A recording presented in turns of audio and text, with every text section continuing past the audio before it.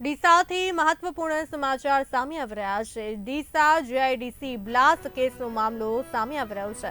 ફટાકડાની ફેક્ટરીમાં બ્લાસ્ટનો મામલો સામે આવી રહ્યો છે, જેમાં આરોપીઓને લઈને પોલીસ પહોંચી છે ઘટનાસ્થળે।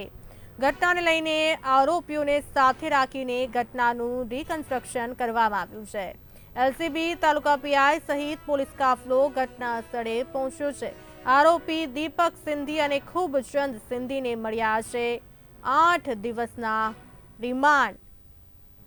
સમગ્ર ગુજરાતને હચમચાવી નાખનાર ડીસા અગ્નિકાંડ આરોપીઓને લઈને પોલીસ પહોંચી છે ઘટનાસ્થળે। આ સાથે વધુ માહિતી આપવા માટે અમારા સંવાદદાતા રાકેશ ઠક્કર જોડાઈ ચૂક્યા છે। રાકેશજી, ડીસા જીઆઈડીસીમાં ફટાકડાની ફેક્ટરીમાં બ્લાસ્ટનો મામલો, જેમાં પોલીસ આરોપીઓને લઈ જઈને ઘટનાનું રિકન્સ્ટ્રક્શન કરાવવામાં આવી રહ્યું છે, શું કહેશો આને લઈને?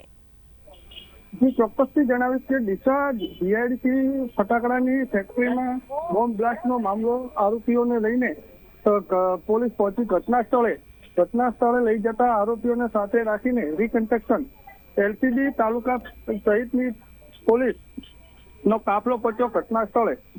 આરોપી દીપક સિંધી અને કૃષ્ણ સિંધી સાથે મેળવ્યા છે અને 8 દિવસના રિમાન્ડ।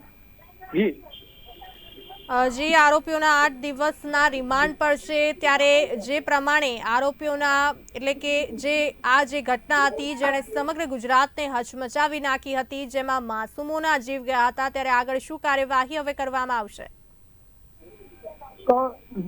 ચોક્કસથી જણાવીશ કે જ્યારે કોર્ટમાં આરોપીઓને જ્યારે રજૂ કરવામાં આવ્યા એના પછી રિકન્સ્ટ્રક્શન કરવામાં આવ્યું અને જે જગ્યાથી તેનો જે માલ ખરીદવામાં આવ્યો હતો તેની પણ જે જગ્યા આરોપીઓને સાથે લઈ જઈને પોલીસની કામગીરી કરવામાં આવશે। જી રાકેશજી, સમગ્ર માહિતી આપવા બદલ આપનો આભાર। જીઆઈડીસીમાં ફટાકડાની ફેક્ટરીમાં બ્લાસ્ટનો મામલો સામે આવી રહ્યો છે, જેમાં આરોપીઓને લઈને પોલીસ ઘટના સ્થળે પહોંચી છે। ઘટનાને લઈને આરોપીઓને સાથે રાખીને ઘટનાનું રિકન્સ્ટ્રક્શન કરવામાં આવી રહ્યું છે। એલસીબી છે, તાલુકા પીઆઈ સહિત પોલીસ કાફલો ઘટના સ્થળે છે। આરોપી દીપક સિંધી અને ખૂબચંદ સિંધીને 8 દિવસના રિમાન્ડ મળ્યા છે।